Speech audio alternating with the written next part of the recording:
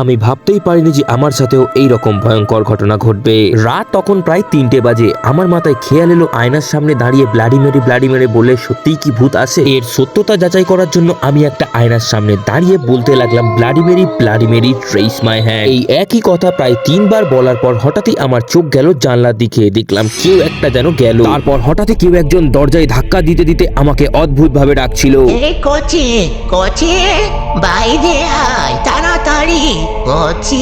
তারপর কে ছিল সেটা জানার জন্য আমি দরজা খুলে বাইরে যাই। বাইরে গিয়ে আমি ভালো করে চারিদিকটা ঘুরে দেখলাম, কিন্তু কোথাও কাউকে দেখতে পেলাম না। হঠাৎই আমি ঘুরে এগোতে যাব, ঠিক তখনই মনে হলো পিছনে যেন কেউ আসছে। পিছন ঘুরে দেখতেই আমি দেখতে পেলাম একজন সাদা চাদর পরা ব্যক্তি হঠাৎ করে আমার চোখের সামনে কোথায় জানি হাওয়ায় মিলিয়ে গেল। আমার ভয় হতে লাগলো। আমি বুঝতে পারলাম এটা ছিল কোনো এক অশরীরী আত্মা। তারপর দ্রুত আমি বাড়িতে ঢুকে গেলাম। বন্ধুরা প্লিজ ভিডিওটাকে লাইক করে চ্যানেলটা সাবস্ক্রাইব করে দিও আর কমেন্টে জানাও এরকম একটা ভূতের ভিডিও চাই কিনা।